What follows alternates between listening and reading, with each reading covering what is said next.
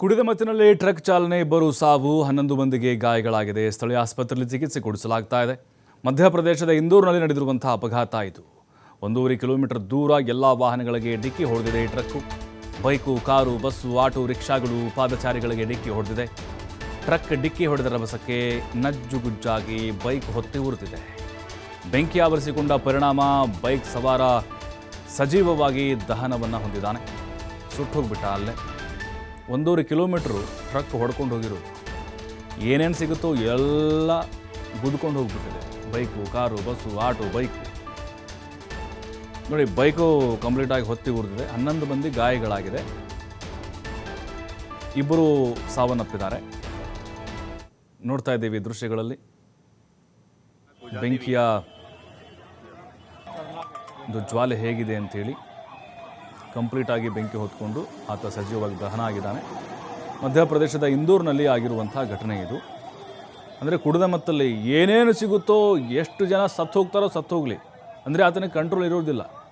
ಈ ಹಾಸನದಲ್ಲಿ ಆಯ್ತಲ್ಲ ಹಂಗಿದು, ಅದಕ್ಕಿಂತ ಬಹಳ ಭೀಕರ ಇದು. ಬಟ್ ಸಾವಿನ ಸಂಖ್ಯೆ ಕಡಿಮೆ ಆಗಿದೆ ಅಷ್ಟೇ, ಇಬ್ಬರು ಸತ್ತು ಹೋಗಿರೋದು. ಸ್ಥಳದಲ್ಲಿ ಬಿಗುವಿನ ವಾತಾವರಣ ಕೂಡ ನಿರ್ಮಾಣ ಆಗಿತ್ತು. ಅಗ್ನಿಶಾಮಕ ದಳದವರು ಬಂದು ಬೆಂಕಿ ನಂದಿಸಿದ್ದಾರೆ.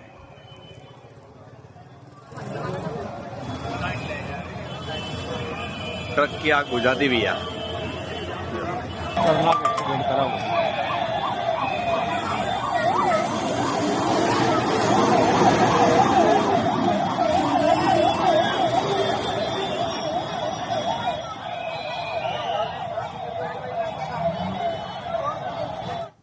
थी 7:30 बजे एयरपोर्ट रोड से जो शिक्षक नगर है वहाँ से कलाई नगर के बीच में, और एक जो बेकाबू होकर जो अनियंत्रित होकर एक ट्रक जो लगातार लोगों के एक्सीडेंट करते हुए चला गया, जिसमें से एक जो बाइक थी, बाइक को भी अपनी चपेट में ले लिया था, और उसकी फिर लगातार घर्षण से बाइक की जो टंकी थी उसमें आग भी लग गई थी। और ट्रक में इसमें फिलहाल जो अब तक की अपडेट में 3 लोग मृतकों की संख्या इसमें 3 है और 12 लोग घायल हुए हैं। 3 जो मृतक है उसमें कैलाश चंद है और एक लक्ष्मी चंद है और तीसरा महेश है। और इसमें कैलाश चंद जो IDA में पदस्थ हैं, और ये 3 लोगों की मृत्यु हुई है। 12 लोग अभी इलाजरत हैं। इसमें अलग अलग हॉस्पिटल्स में, अरविंदो हॉस्पिटल्स में है, भाटिया हॉस्पिटल में है, वर्मा हॉस्पिटल में भी उनको एडमिट कराया गया था, भंडारी हॉस्पिटल में।